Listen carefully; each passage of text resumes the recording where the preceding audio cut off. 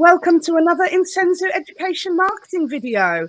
My name is Lara Melville, and today we are really lucky to have in the studio Jim Wright from Principal Defence, who is everything security and data protection. So let's, without further ado, Jim, hello, good morning. Hello. How you doing? Yes, very good, thank you. How's the weather down with you? Not too bad, thank you. Not too bad. Not so good here, a little bit cloudy, but anyway, let's go ahead. So you're from Principal Defence. I wonder if you can tell me just generally how you help your customers in terms of security and data protection. Sure. So Principal Defence is a information security and data privacy consultancy and training provider. So we work with our customers to either increase the knowledge within their own staff through training. We come in and support existing organizations and departments that already do security and privacy, or we can come in and lead those functions and sort of take the burden away from our customers and sort of work with their leadership teams to manage security and privacy for them. That's fantastic. And we've obviously met before because you are an education supplier and you work with schools to support schools. I wonder if you can tell me, beyond your general kind of B2B customers or B2C customers, how does your offering support schools in addition? Yeah, so we know that, security and privacy aren't necessarily full-time roles for people within a lot of schools. They don't have the resources. So we are trying to work with schools to provide those sort of surge resources or manage it for them and to bring in those skills that they may not necessarily have. Absolutely. We've got years of experience in security and privacy, working in everything from military, Big Four consulting, central government, and we're used to working on these sort of projects, and we're trying to bring that into the education field as well. Excellent. And so can you tell our suppliers watching today, what sort of data do schools generally hold themselves on pupils, or generally, or even staff? Yeah, so schools will hold financial information, which is necessary to protect, but also personal information of staff and pupils. So this could be names, phone numbers, addresses. But it can also go down into sort of, as categorized under data privacy regulations, special category data, which is health, political affiliations, those sort of things. So really sensitive information. Absolutely. So can you tell us, why do you feel at Principal Defence that pupil data protection is so important? So kids growing up now, I've got a 10-year-old daughter, she's just getting into technology. They're getting exposed to it at such a young age, and they've got their own devices, and especially within schools.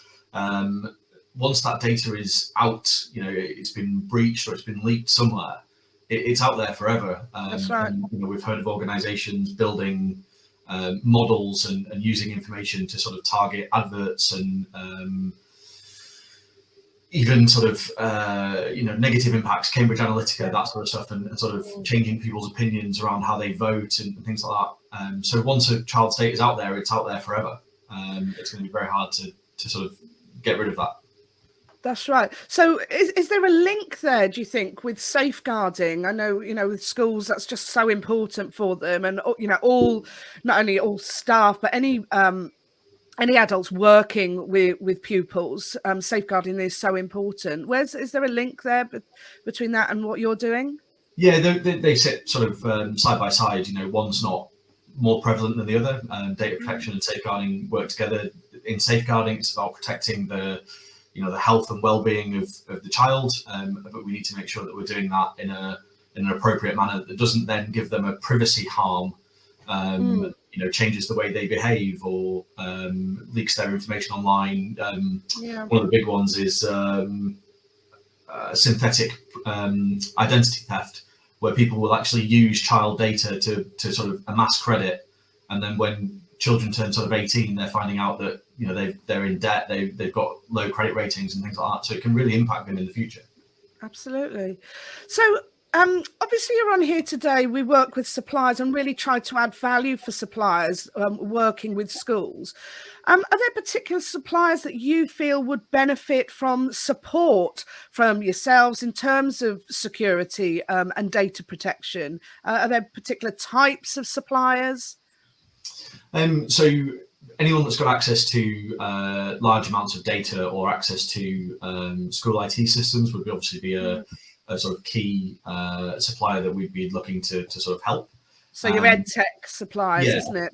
yeah. And one area that we're particularly trying to work with is startups as well. So trying to bake these processes in from the beginning to make it more cost effective for them. So if there's any ed tech startups or anything like that that need some support, then we definitely be willing to help.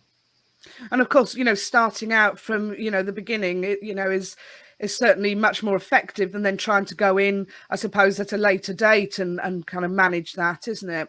Yeah. So and I was just going to say, sorry, it's also by having good security and good privacy, it allows you to be commercially competitive. Yes. Your security is about continuous improvement. It's not about saying no. It's about making sure that things are done in a repeatable way and in a secure way, and that can actually save costs over time, which then makes companies more competitive and makes them more easily able to sort of exploit opportunities. And of course, schools are looking for this as well. They want to be able to, remain compliant. So, what should suppliers be really aware of? There is obviously compliance within schools for this. Are schools now more aware of the compliance issues with their suppliers, so that third party? So I think there's some improvement work that can be done in that sort of area. DCMS have done a recent report around sort of supply chain assurance, and it sort of said that often looking at larger companies, schools will look at a large company and sort of expect them to have better security and privacy. That's not always the case, but doing due diligence, depending on the sort of risks posed by that supplier, allows you to sort of manage and mitigate that, and that's something that we're keen to help with. Absolutely. And would you say that there is a different level of protection that is required according to the type of school or the size of school? So if you were going to compare a small nursery or primary compared to a large secondary or a multi-academy trust, is there a difference between, if you're working with a special educational needs school or an independent school? Is there a difference there, would you say? So it comes down to risk. If the bottom line for everything security and privacy is risk. A small nursery that's got 10 students, for example, may not have the same risk profile as a university that's got thousands of pupils and sort of special category data and things like that. So it comes down to the risk profile and the volume of data. Okay. But what we try and do is use quantitative risk management to understand the risk and then suggest cost-effective controls, because there's no point bankrupting the organization to make sure the data is secure. It's about working within the realms of the possible, but reducing the risk as much as possible. Brilliant, thank you. So what should a supplier do now if they handle pupil data? So first of all, if we think about the different types of supplier, we've got EdTech that we've talked about, but even suppliers who offer wraparound care, for example, or PPA cover, where they'll have registers of pupils, maybe their medical data, will come in as part of that. What should they be doing now if they are handling pupil data? What would you advise them? So having someone who's responsible for privacy and security at a senior level, whether that's a governor or a head of school, someone that's able to manage and sort of get the buy-in from everyone else within the organisation is a good starting point.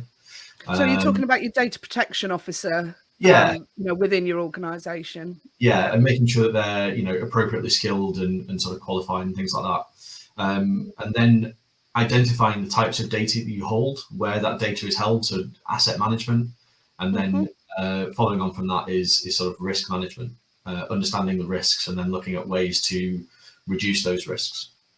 That's great. So how can you at Principal Defence help a supplier if they're sitting here now, they're watching the video and they're thinking, right, okay, yes, we do hold pupil data. You know, we work hard to ensure that that is secure. What would you say? How can you specifically help these suppliers? Yeah, so all organisations will have some processes in place already. We can come in and help mature those processes by doing a gap analysis to see if there's anything missing, maturity assessment to see what the current maturity is within the organisation, and then building pathways of how you either close those gaps or improve that maturity. We can deliver, as we've said, training courses. So whether that's actually to certify someone in privacy or to do more generic awareness and culture changing activities. And would you say to a supplier who has maybe been working on this, are there changes that come in regularly in new legislation in terms of security and data protection that suppliers need to keep on top of? And can you help them with that? Yeah, it does change, fairly regularly. We've seen in the news recently that the government's talking about changing some of the rules and data privacy is potentially within that. So that could lead to changes down the line. 2 years ago in 2020, the Privacy Shield, which was the mechanism to share data with the US, was invalidated.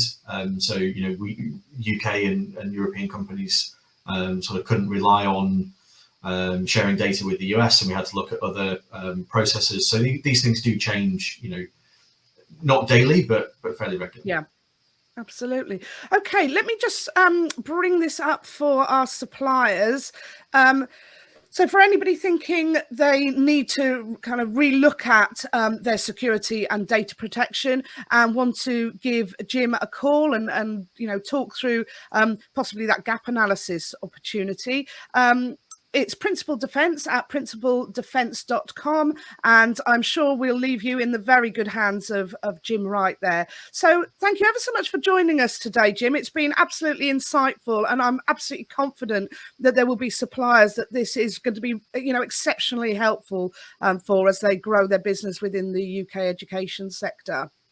So thank you very much. And thanks to everybody for joining me today on another Incensio Education Marketing video. And I look forward to seeing you again on another opportunity to learn more about the UK education sector.